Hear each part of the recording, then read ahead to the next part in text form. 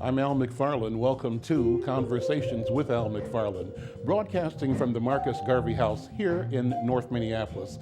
And you know, it's all about the neighborhood. This is a conversation about how we build our community, our neighborhood, house by house, family by family. We're focusing on business creation, business development, economic development, and culture. It's a wonderful conversation, a robust conversation. One of the guides for this conversation is my brother, who takes us on a musical journey, Wayne McFarlane and jazz. Check him out.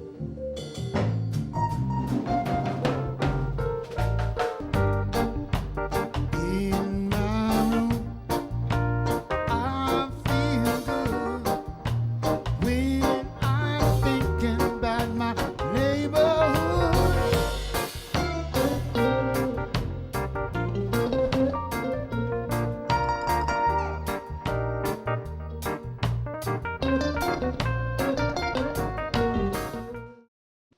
I'm Al McFarlane. Welcome to Conversations with Al McFarlane. I had the pleasure of looking at a wonderful production at the Guthrie Theater this past weekend. The production was Appomattox, and it was a story by Christopher Hampton, a play that talked about the Civil War era and the Civil Rights era. A wonderful juxtaposition, a wonderful exploration of issues that are current today. I'm pleased to present in today's program two of the actors, two of the stars of Appomattox. They've joined us here at the Minneapolis Urban League to talk about that play and to engage me and my colleague, Elder Mahmoud El-Kati, Professor El-Kati, in talking about the meaning, the power, the passion of this work, Appomattox. Well, Tanya Jackson plays several characters in the play. She's from St. Paul, I believe, or almost from St. Paul. Almost from St. Paul. and Joe Nathan Thomas is not a stranger to Minnesota, but both are accomplished actors. Both of you, welcome to the Conversations with Al McFarlane program. Thank you so much. We're happy to be here. And I'll share some of your credits later on, but let's first introduce you and the role that you play in this production of Appomattox. Tanya, who do you play? Several characters. I do. In the beginning, I play Louise Dorsey, who was the wife of Thomas J. Dorsey, who was an extremely successful caterer in the 1800s in Philadelphia. I'm a freed slave, and he was free also at some point. He came to Philadelphia and he was caught. So they took him back to Maryland, where he's really from. And then all of these people that he had met in Philadelphia got all this money together, went and paid, got him free. Next thing you know, he's this really successful entrepreneur. And I married him, Louise Dorsey, shortly after he came back. I also played Viola Jackson, who is the mother of Jimmy Lee Jackson, who was shot and killed in Alabama. And there's some other smaller roles that we play. I play a secretary to Martin Luther King while Johnson is speaking, and also one of the freed slaves during the Lincoln era. Joe Nathan, your characters, I introduced or saw you first playing Frederick Douglass. Yes, yeah, correct. Well, in the opening act, I play a character, Frederick Douglass, who needs no explanation, and also a freed slave during one of the scenes there. And then moving into Act Two, I play various no-named characters, which is fascinating because I get to create the character all by myself. And one is based on Andrew Young. The other is based on men from my childhood. And so, yeah, there's several characters. The named character that I play, though, is Mr. Douglass. Let's talk about the concept of this play, Appomattox. Why is the name significant? Why is the play named Appomattox? And describe, if you would, for our viewers, our listeners, this idea of presenting two eras. The Civil Rights era is the second part Right. two, but the Civil War era is part one, and this play weaves them together in a way that brings a continuity and an awareness that things are still Yes. in question in play. Yeah, and I think that continuity has to do with, if you look at two very volatile periods for black folk in the history of this country, one, and they both tended to move around being able to vote, being able to advocate for ourselves, so that the Civil Rights era was when there was so much oppression going on that we decided, well, I wasn't there at the time, but it was a volatile time for black folk. Then you take, and I believe what Hampton did was he took the two presidents of both of those eras and he juxtaposed how they handled that situation.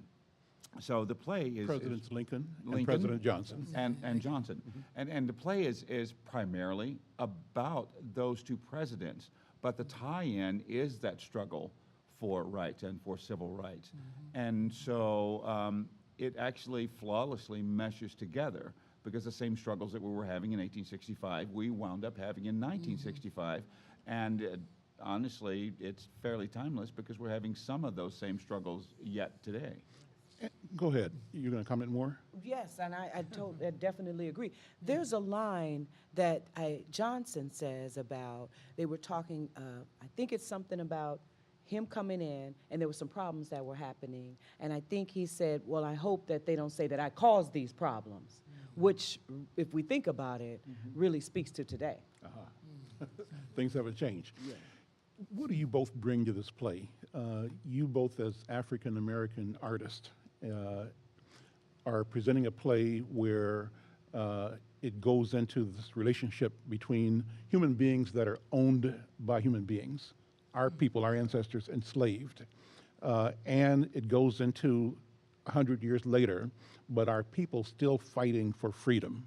And so with that as the background, how do you read this play? How do you personally prepare for the roles that you play in it? And what are you doing to energize, the spirit of that work? Let me ask you first, Tanya. Yeah, I always, and people laugh at me because I always consider myself a truth teller. I try to tell the truth as much as possible at all times. And if I do that, then I know the ancestors will come through me and let me channel and be able to tell the truth about what happened then, what's happening now, how we sort of in our minds can enslave ourselves, how we sort of in our minds, in our own actions, can do things to throw us back.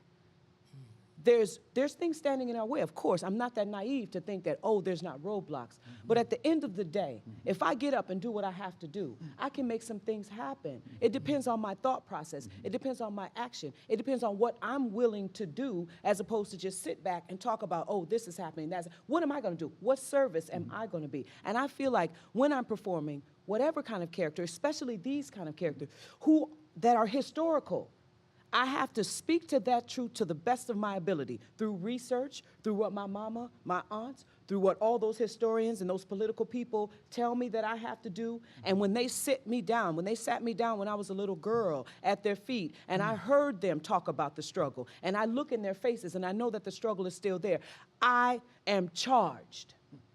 So I bring an energy that is totally different than I think a lot of people, not different than the other actors, because everybody's really brilliant in this particular piece. But I sit in the corner, I sit with myself, and I ask, what am I supposed to say? What am I supposed to do? What is my service?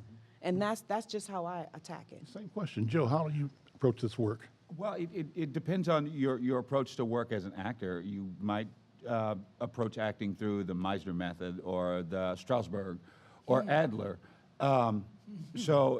Those are technical terms that Those are escape me. technicals. Yeah. Yeah. Well, those are the And we use that, three we big all- schools of faith for actors, and you tend to, Stanislavski, too. yeah, and then Stanislavski. Yeah. But the fact of the matter is, disenfranchisement is disenfranchisement. Pain is pain. As an actor, you need to be able to either be as Strasberg and tap into the pain, and or Meisner, and create the pain in some way.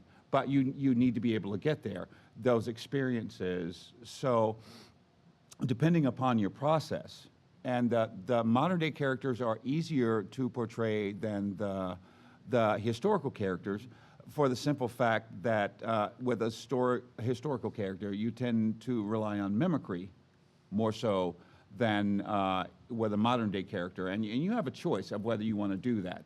You can't really do mimicry unless you're completely brilliant and pull it off.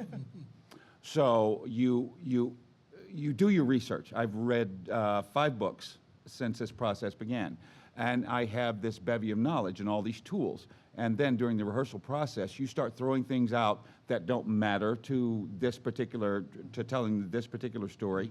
At the end, you have something that's finely honed, and you have a character that's made with the information that you have. And my process is just to be true to what I feel. I put myself in what Douglas was at that moment, what he was going through at that moment, and then I try to give honor to that, so that it comes off as genuine rather than trying to imitate.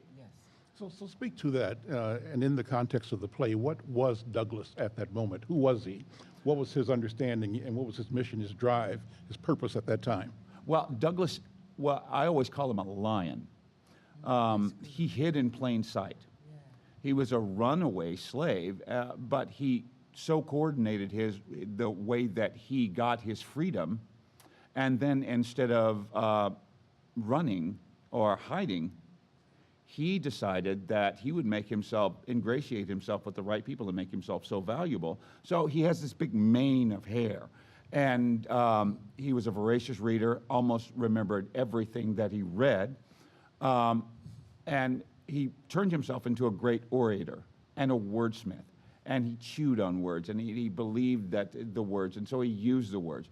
That moved him into circles, so he protected himself by being in plain sight and making himself visible, so that if someone wanted to stop him, then they would, no one would let him go. Oh, no, you can't go and take Frederick and put him back in slavery. Maybe you need to grab a couple of these other guys we know about, but not Frederick. So that's how he hid in plain sight, and that's how he protected himself. Mahmoud El-Kati, you and I watched the play this weekend. I was there because you told me in our last show how important this play is. And we've got a couple of minutes for this segment.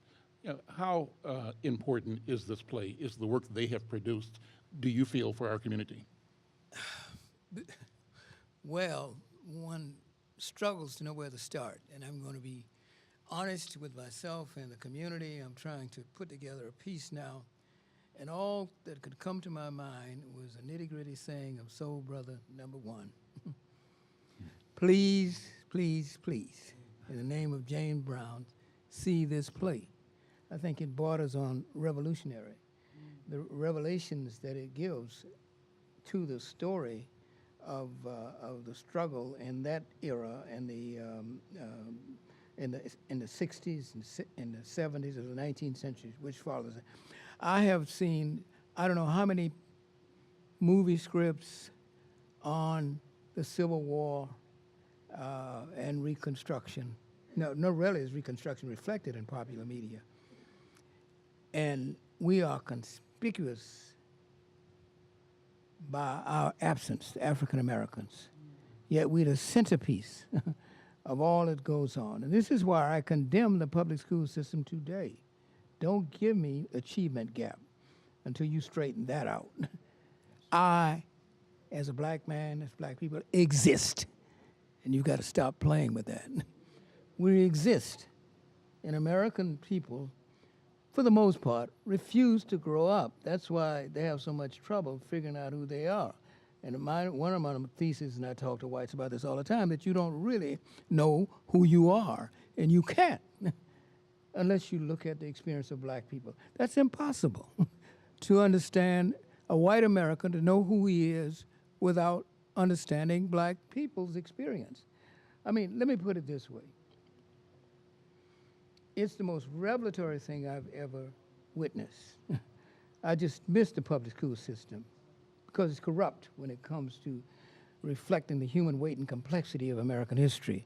It is absolutely corrupt. That's what, in terms of, of letting people know who they are, of respecting human personality, it does not do that. I often use glory as an example, and I wrote about glory. If you remember, I wrote some things, and one of the first things I said about glory is that shame on the American public school system. They let Hollywood beat them to an exposure of the African-American experience in the Civil War. This is the formal education system. Hollywood, through the story called Glory, which was a great movie, I thought, and it revealed a lot about our role. I'm a descendant of one of these people. My great-grandfather on my father's side was a Civil War veteran. There were over 209,000 of them. Now, you have note, this is what hurts black children, I'm telling you. Don't give me achievement gap. That's fraudulent. There's no achievement gap. There's an oppression gap, there's something like that, but not achievement. We know that. So this thing just spins me off. I am obsessed. Yes, I'm saying to the black community, please, please, please, in the name of James Brown and everybody else yeah, go see it. Whether you care anything about Appomattox, just go see it. We'll come back and talk more. I'm Al McFarlane. This is Conversations with Al McFarlane. I'm talking with Mahmoud El-Kati and two actors, stars in the play Appomattox, Tanya Jackson. Joe Nathan Thomas will come back in a second and continue this robust conversation.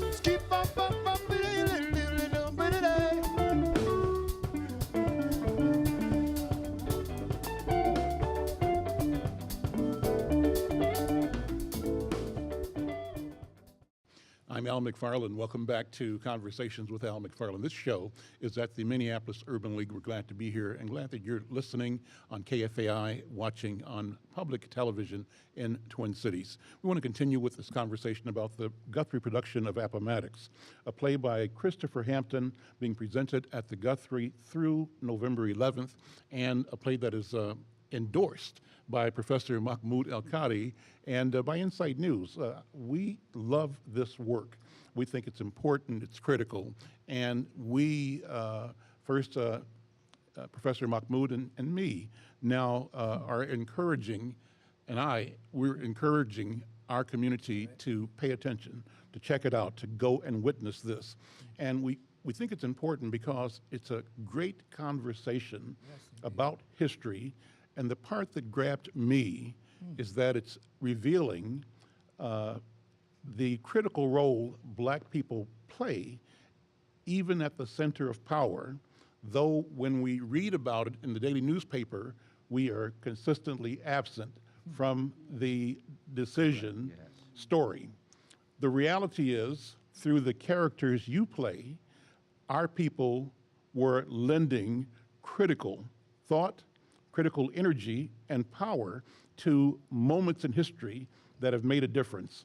And so the role of Frederick Douglass, talking directly with President Lincoln, being asked by Lincoln, what did you think of my speech? Right. What did that mean to you as you were, what did Douglass say, first of all? And then what did that mean? Why is it important that we see that where a president is asking a prominent African American about how did you like what I said about freedom? Well, first of all, they had had 3 conversations earlier, and Douglass had Lincoln's ear, and vice versa.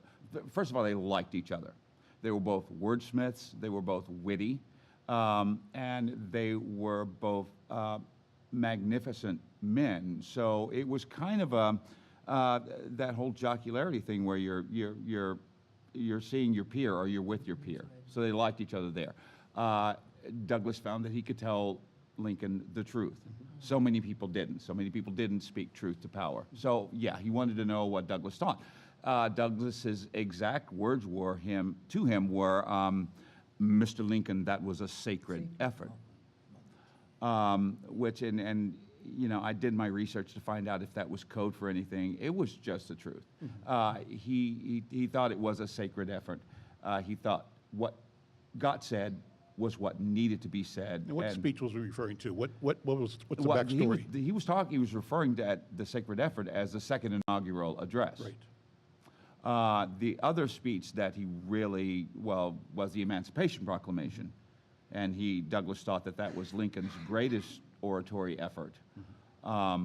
And this one, he said, moved him almost as well. He was also critical of some of Lincoln's other speeches, which is why Lincoln, wanted Douglas's opinion on what he had said. Mahmoud, you said that's important, that we don't know as a community that our people were at the point of decision influencing, shaping, and challenging power. You can't overstate the meaning of what Nathan just said about the relationship between these two men who knew one another. That was not their first meeting, and it was a mutual admiration society, Yes. in spite of slavery and freedom. And it teaches you what this play does. It should spark an explosion of critical thinking in the black community. That's what it does. When you could go all over the place by just that meeting between Lincoln and Douglas. And Douglas had trouble getting into the White House. Yes, And he did. Lincoln sent people out and said, "Let him in. This is Frederick Douglass." Tell that story. Yeah, and That was great to see it on stage. One What's the historian, I background? think it was Lerone Bennett, talked about how Lincoln was, after Douglas was allowed to come into the room, he was meeting with some other people, and he saw Douglas in the shadow of the door, and he said, "Excuse me," to all these important dignitaries, and went to Douglas and took him in another room. And it says that all he asked is, "What did you think of my speech?" And Douglas said, "Mr. President, this was a sacred moment." And he said, "This was a sacred moment." And it was, because he alluded to slavery Yes. as unrequited labor. We know that's super exploitation of black people's labor. That's what it means. That's a euphemism. But the fact that he had the courage to mention that's what it's all about. Douglas and Lincoln, let me say this, because it looks like I'm overpraising Lincoln and so forth, and I know we have our lovely black critics who are going to come down on opinions like people like I have and say, "Well, was Lincoln a racist?" Well, yeah, he was an American. What are you saying? Douglas told black people that when they invited him to be the speaker, or they made a mistake by inviting him. And the first monument to put up to Lincoln was done by these poor black people before the Yes. big statues. And they made the mistake of asking Douglas to address them. And he said words to this effect. He said, "My citizens, my brothers and sisters, I'm afraid I must tell you about a great man who is gone to that silent continent of eternity. Abraham Lincoln was not our man or our model. In his habits, in his prejudices, in his association, he was an American." Yes. He was an American of the Americans. And you're right, he made great criticism of Lincoln, too. It helps you to understand race is not personal, it's political. These two men liked one another personally. Yes. They respected one another personally, but the overriding reality that Lincoln, like any other white human being, was affected by race. And his position on slavery was not abolitionist. It was to preserve the Union.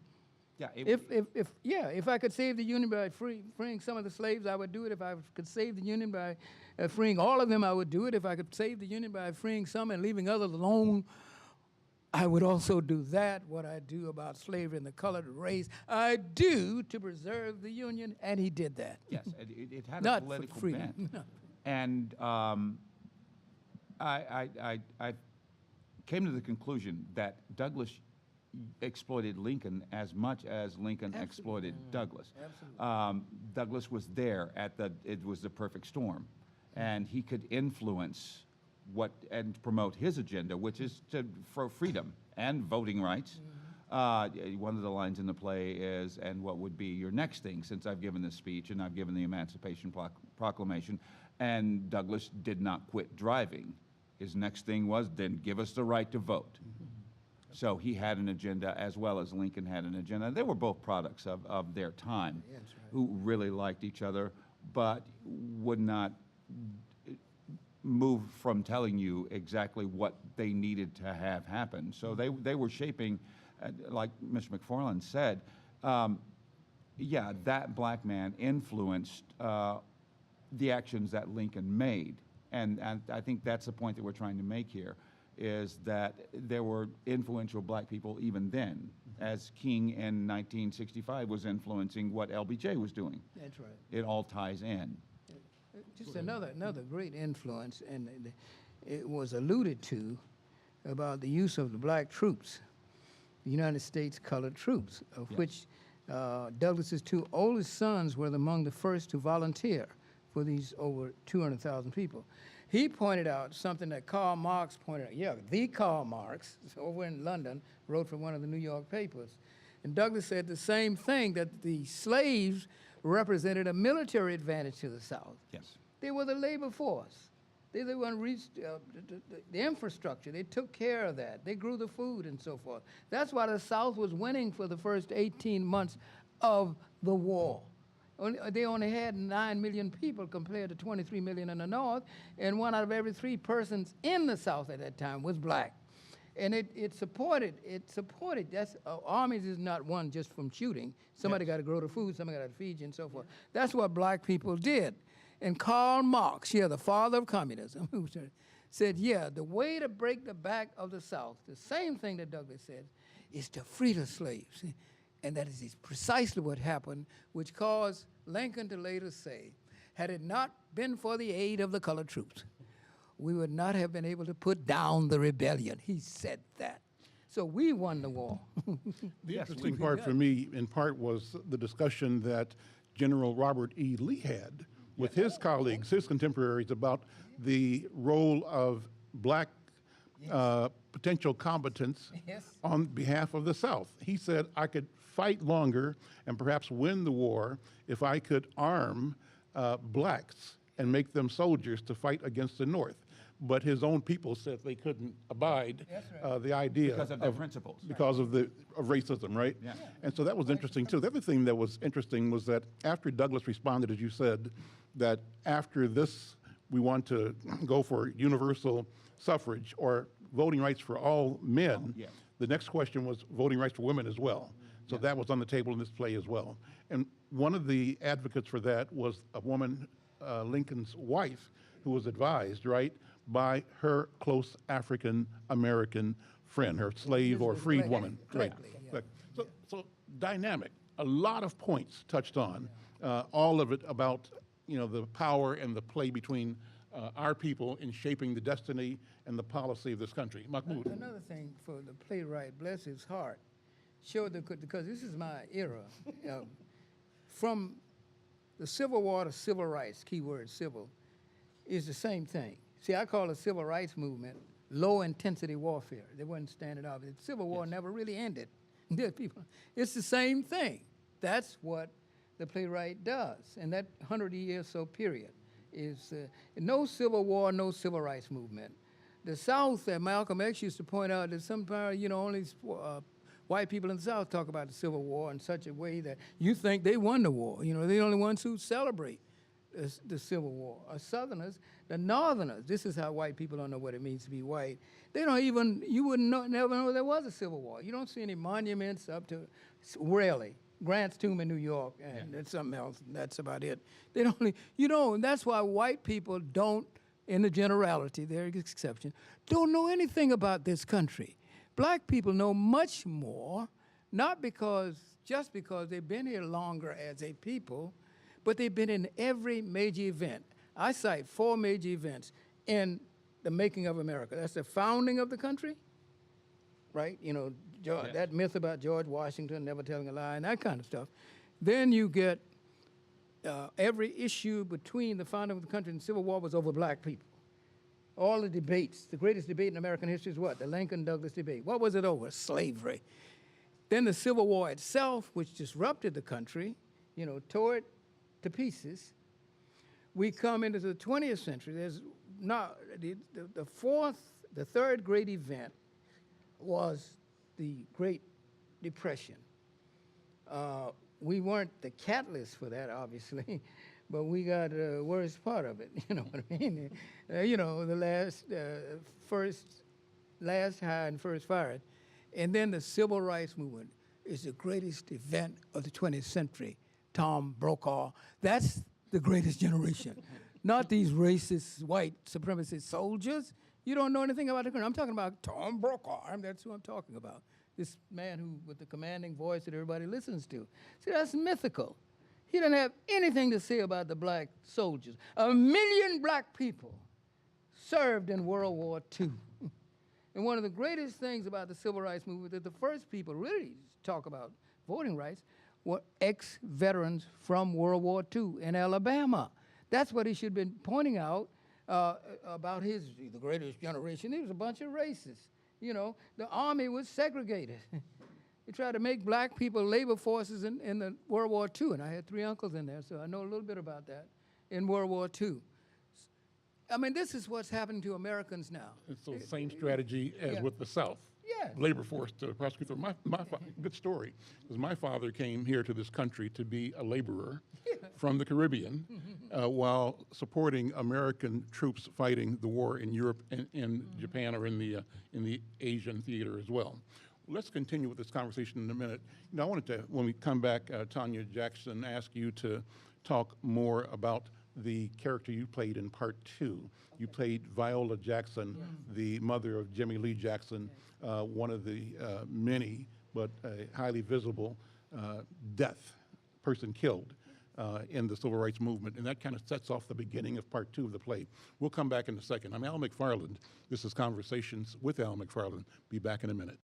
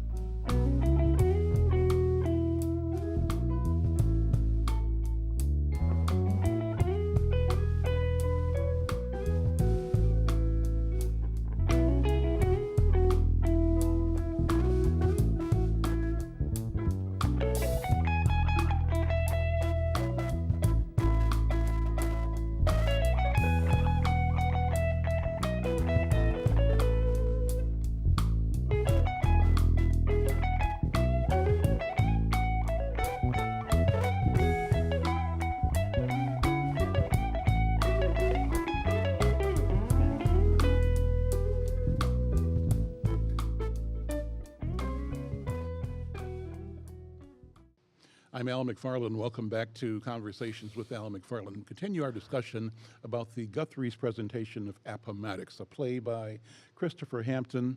An interesting juxtaposition of issues of times of periods of time that are critical in our country's development, but certainly the development of African black people, African Americans. The first part of the play deals with the Civil War era, the Lincoln presidency, the time of his assassination, and the questions of what to do with the slaves, with the African Americans at that time. And the second part of the play deals with the civil rights era, the Johnson era, when he was making great movements, great strides, great pronouncements about the Great Society, the Voting Rights Act in particular. And part of that is set in Alabama. Tanya, your character in that part is the mother of Jimmy Lee Jackson. Viola. Tell his story and how that sets the play off for the part 2. Okay. Jimmy Lee Jackson was one of the people that was on the front line to get us to vote at that time.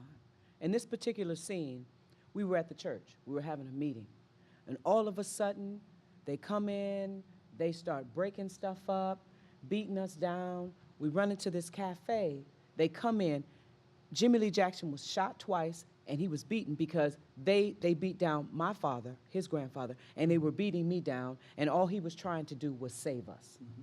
He didn't die from the actual gunshots, but he died from an infection that set up. It was either 4 days or a week later. Mm-hmm. I can't remember my research when he died. So that's all. There's a line in there that the person who plays my father says, all we're looking for is the right to vote. And that's what set the whole thing off. Yeah, yeah. And so that's critical because the right to vote is really on the table right now, particularly here in Minnesota with the voter ID amendment, which promises to restrict and make it more difficult for people to vote. That's a measure some say is aimed squarely at African American people, at black people, and people of color. But the interesting thing, Mahmoud, is that we've come through a period of apparent progress. Yeah. We call the presidency of Barack Obama as apparent progress, I think. It's a reflection of the hope that we have and the promise. And the end of the Civil War was also a period of hope and of promise. Yeah. A huge regressive force Yep. emerged after the Civil War. Absolutely. The question is, are we facing another huge regressive force in American culture, American politics, that will try to reverse the gains such as they have been that we have made? What do you think? Yin yang, yin yang. Before I say anything else, I'd like to commend the actors, Sonia and Nathan. It was a perfectly cast play. Let me say this too, that you lived up to the playwright's vision, in my view. You know, I mean, it was just incredible. I've never seen. This period has been referred to by some historians as the second Reconstruction. There's so many parallels Today's to period. it. Yeah. Today. Mhm. You know, we once had the right to vote. It's Amendment 15 gave black males, you get that, not black people, the right to vote. Black women were left out. White women didn't get to vote until 1920. So that speaks to what? Sexism, along with racism. First cousin of racism is sexism. We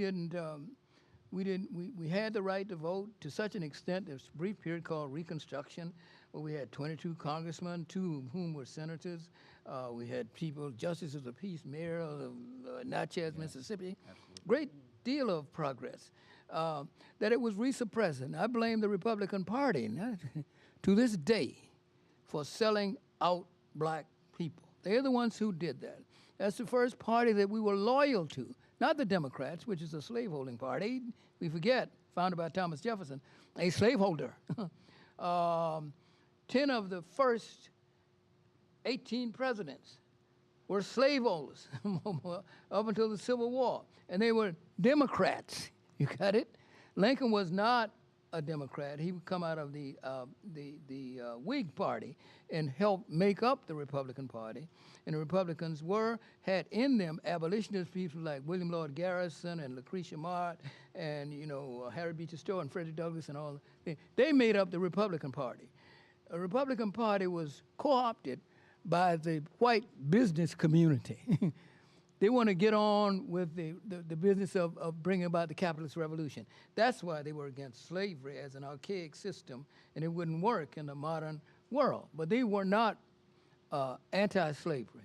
The purest people were the abolitionists, who are unsung heroes in our history, and many of them are white people who gave their lives, like Elijah McCoy. We don't want white people to know their names, the white models, because it'll mess up this racist, white supremacist stupidity that we all live under. So it was a critical bit. We had the vote. I'll just sum it with this. In Louisiana, for instance, when in the 1870s, there was a lot in that day, 30,000 black people were registered and voting. We had a lieutenant governor of Louisiana at one time, okay? By 1900, there were roughly 1,000 black people who could vote in Louisiana because we had been suppressed by fraud, by passing all kinds of trying somebody being black, how many bubbles in a bar of soap, and that kind of stuff. Crazy stuff. And give me the laws to the Constitution and so forth. And some of our people did that. By the turn of the century, there were roughly 1,000 black people left to vote. And not let us forget the fraud, deception, deceit, all of these games that were played. The number one thing was terrorism, violence. The oldest terrorist organization in the world today was founded in 1868. They call the Ku Klux Klan. Don't you forget that. Don't give me Middle East. Don't give me Red Guard. The most terrorized people in the world, with the possible exception of the native people of this land, have been black people.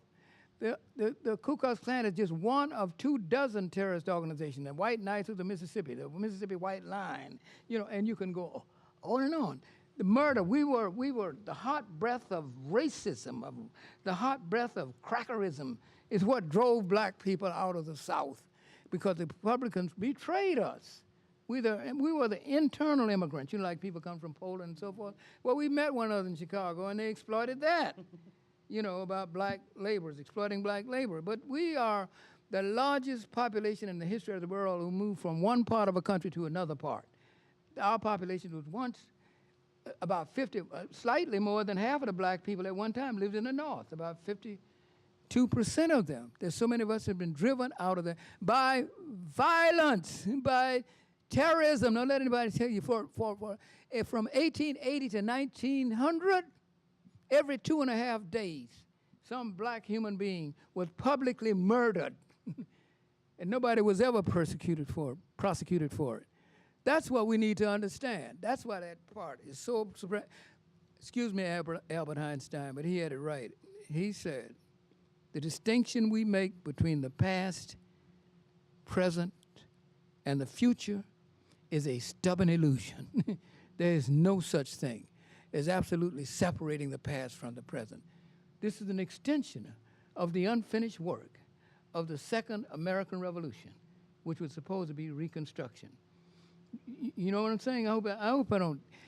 Somebody accused me of being excited. I'm not really excited. I admit to being passionate. It's the difference between being passionate and excited. I have control of this. I mean, I'm not excited like I don't know what I'm doing. You know what I mean? You gotta say this. That's why I say to black people, and by extension, all other people who are in favor of human progress, please, please, please, in the name of James Brown, go see this play. That's great, And so when you hear this analysis, what do you think audiences are taking away from the play Appomattox? What do you want them to take away? And what do you feel? What feedback are you getting? Let me ask you first, Joe Nathan Thomas. What are you hearing? And then what do you want them to take away? Well, first of all, I'd like to address what just got addressed, and I do agree with you about Reconstruction. I think it was one of the most horrible periods in the history of this country, and it's a slippery slope as to whether or not we might go down that road again. Now, having said that, what people need to take from, I would like for people to take from this experience, this play, first of all, I'd love for everyone to be entertained. And I'd love for everyone to be able to have a discussion afterwards.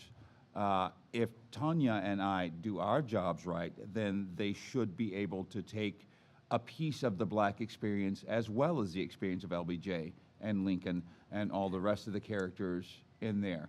So if we made the soup right, you should be able to taste a little bit of all of it.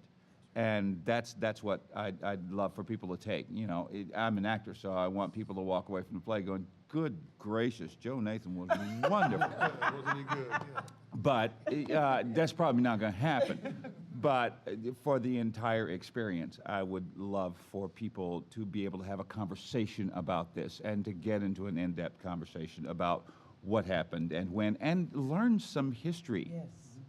And what about you, Tanya? Same question. The same thing, the history of it. I always, when I came into this process and all of the talks that we had and everything in the room, for me, it was like holding up a mirror and let's look at ourselves. Let's have dialogue. Let's have conversation about this. It's not just something in the past. We have to continue to revisit it so that we don't repeat it, so that we are educated, so that we know in our community and outside of our community. Of course, the entertainment, of course, and how wonderful we are. Yeah, I'm not going to lie about that. But at the end of the day, to be able to have a conversation and to be honest with oneself. Can I say something about that? Go ahead, please. Yeah. Yeah, I mean, all of you were brilliant. Let me get that. I've never enjoyed a play this much. But two cast, who were the players were up to the task. It's LBJ and MLK. Those two actors were just out of sight. Fantastic Especially LBJ. Yes. Just like I imagine him behind Yes. closed doors, raw, Yeah. profane, And it's wonderful. reconstructed segregationist, Yep. reconstructed racist, you know, Yes. with a foul mouth. That's how I imagine him. Yep. Because I've spent my formative years around some of these Yeah. cracker type people, so I know how they are. He was perfectly cast. And the guy who played Martin Luther King, Sean. Sean Hamilton. Sean Hamilton, Hamilton. Yes. yeah, that's worth just going to see him make the speech. Yes. The he's greatest speech I amazing. think King ever made was after the Selma March. It's called "How Long, Not Long." Yes. You know what I mean? Truth, crushed the earth, will rise again. How long? Not long. You know what I mean? No lie can live forever. How long? Not long. That's a great speech. It was so timely, and this guy just did it to death, Mr. We're very proud of him. And you Yeah. know that Lincoln and LBJ are the same actors. Yeah, I knew that. Yeah. He would. He was a hell of a more better LBJ than he was. I think he's having a lot of fun with that. Because Hamilton plays Playing Timor Chester as well as Martin Luther King. Martin Luther King. Yeah. Well, let me ask you both in the last couple of minutes here to give our audience a little of your character. You got 30 seconds that you can do what pops. Let's put you on the spot. Oh, wow. Put you on the I'll go spot. first. I wouldn't know what to drop in the character is okay. I'm Meisner, so to drop in the character is a little bit difficult. I can give you some of the voice. Yeah. I can give you some of the flavor. So please, Mr. President, do not trouble yourself. It is of no consequence. I am sure that they thought what they said was, and then Tanya and I relate through looks the entire and throughout both acts, and well, let's see. Well, that's enough. That's a bit of the. Just as I imagined Douglas would speak. Rich baritone voice. Yeah. Same thing, Tanya. And that's a wonderful word. I'll say rich, and beautiful, and honest, and truthful, and a wonderful night at the theater. Yes, it was. Absolutely. Well, let me thank you both for being here and join Mahmoud in thanking you for the great work that you are doing at the Guthrie Theater. The play is Appomattox. It's a play by Christopher Hampton. The play wonderful continues through November 11th, and Mahmoud has said it, and I'll say it again. Please, please, please, please go see this play. You know, Mahmoud, I was just sort of struck by the passion that you revealed last week when we talked about this. You said this is just something that every family, every school, every church ought to make it a point of getting to this conversation, getting to this play. Why? Well, In 30 seconds. It's worth at least a quarter and college credit just to go to see that, given what we do. But I think it's revelatory. Number one, it will help you into thinking a different way, to think critically about some of these things, as try to understand better what the real meaning of the black experience in America is. Black people are the salvation for what we are pleased to call democracy, which does not exist. They're at the core of that, whether that works out. See, democracy is not a static condition. You know what I mean? It's not just being, but becoming. It can be easily lost and never fully won. And its essence is eternal struggle. That's us.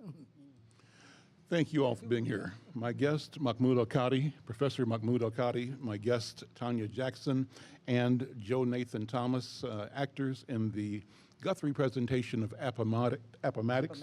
It's playing at the Guthrie through November 11th, and once again, go see it, go see it, go see it.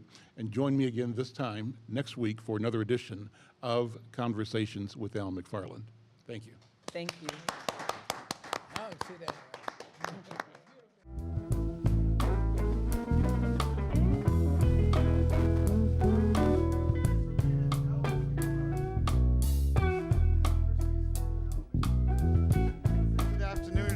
catch you next Tuesday morning, 9 o'clock. Don't be late.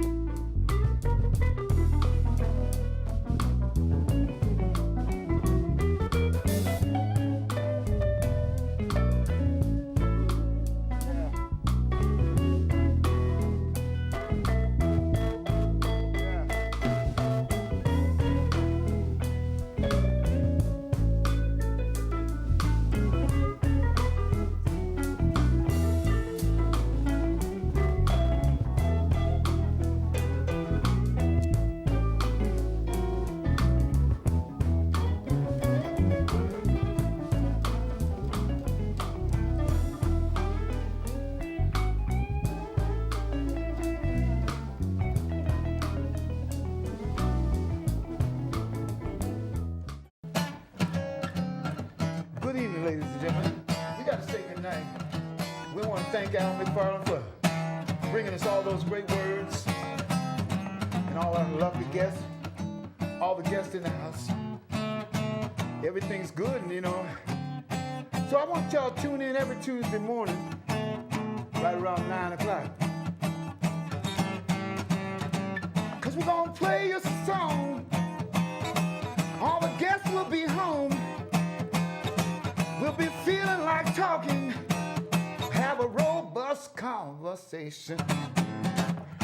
All our guests in the house, 2 million people out there. I know you're listening on the internet. KFA High. Come on, listen to the show. Come on, Al McFarlane gonna let you know. Cause this thing he said, the message is clear. Everybody knows we gotta keep it right.